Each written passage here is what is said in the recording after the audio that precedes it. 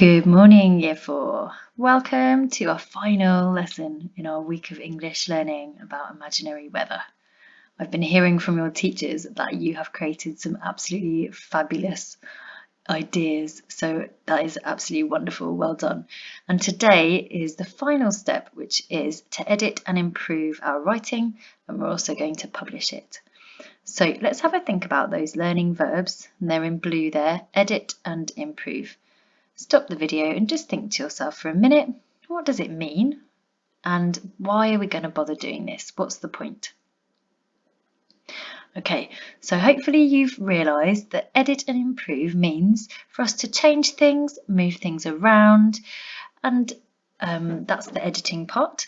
And then the reason we're doing it is to improve our writing. So improve means to make better.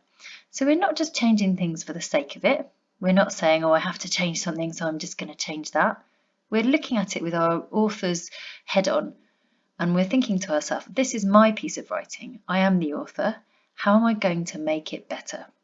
And as we talk about all the time in class, this is what real authors do. So by doing this, it's part of the real writing process. No authors will give in their first draft. They would think that's crazy. They would say, goodness me, of course we're going to edit it. And quite often they use other people to help them do this. In fact, there's a whole job, if you're a grown-up, there's a whole job where all they do is read people's writing and help them edit it. It's a really important part of the process. So let's put our authors' heads on and get going. So here are a few ideas to help us with the editing process. So the little I's mean read your writing and check that it makes sense. I suggest that you go very slowly through your writing, one paragraph at a time, and read it out loud, either to yourself or to somebody else. When we read it out loud, quite often we will realise if we've made a mistake, like leaving a word out or forgetting a capital letter or a full stop. It's much easier for us to notice that when we read it out loud. And right there, we also have a reminder to check our punctuation. So to make sure that if we have a sentence that needs an exclamation mark or a question mark, that we've included those. If we need a comma, that's in there too. And if we need a capital letter and full stop, that those are there. Underneath, we've got a little reminder to check our verbs and our fronted adverbials. The reason we're checking our verbs is because we're writing in the present tense. So our verbs should either have no suffix or they should have ing or s on the end to make sure our writing is in the present tense. The other thing that we need to check is our fronted adverbials. Now, we know this because we've done a lot of work on fronted adverbials in school and as part of our home learning, and it's just there to remind you to check the comma. And I'm not even going to tell you anything else about that because I'm sure that you all know exactly what I mean. Underneath, we have a little reminder to make sure that our language is as powerful as it can be.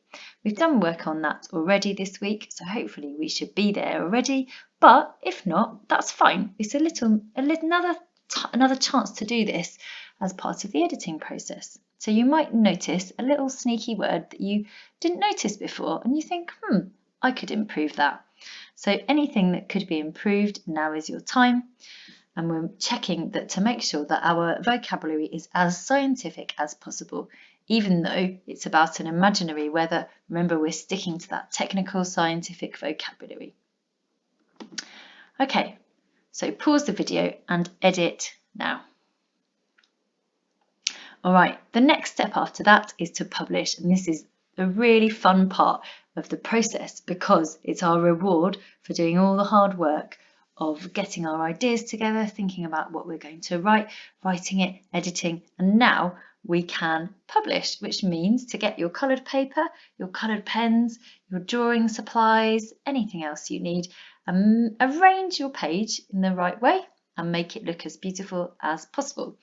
So we've got a heading at the top. We've talked about this already once this week. We've got subheadings with their matching paragraphs. You can arrange this however you want to. So in the tornadoes example you can see here, the heading is at the top and the paragraphs are underneath. However, because it's a non-chronological report, you can arrange it a little bit more creatively as well if you want to. If you look at non-fiction books, you'll see that some of them have the heading in the middle and the paragraphs all around. This is totally up to you. You are your own publisher today. We're also at this point going to draw some scientific diagrams and put those onto our reports too. Now for this, we're going to do the same thing we've done all the way through, which is base our diagram on something real, but change it to make it a bit crazy and wacky to go with our imaginary weather. So here, for example, you can see that they've included a tornado risk map. Now this is a real map to show where tornadoes are very likely to happen in the USA. So perhaps you would like to create a risk map for your weather and show by colour coding and creating a key exactly where your weather is really, really likely to happen. That would be quite a fun one to do. On the website, I've uploaded for you some examples of diagrams that you could use to base your weather diagram on. So if you've got a tornado, we're going to base it on a diagram of a real tornado, but change it to match your weather. So you can see we need labels, and on a tornado diagram, we would need arrows to show the direction of the air. Except in your weather, maybe it's not air, maybe it's something else that's moving around and creating that tornado, like spaghetti. If you've got a storm or a hurricane, you'll need a diagram like this, which shows how the air moves around, creating that storm and the different cold and warm fronts. If you've got a blizzard, you might want a diagram like this, which links temperature to the different stages of blizzard. And here finally is the water cycle diagram, a very basic version. In fact, you've got much more complex version of this already in your memory somewhere if you can dig it out, because we've already done this in our Year 4 science learning. So if your imaginary weather is rain, you could draw on that science learning and use the water cycle diagram to help you. All right, thank you so much, Year 4. It's been such a wonderful week doing this English learning with you.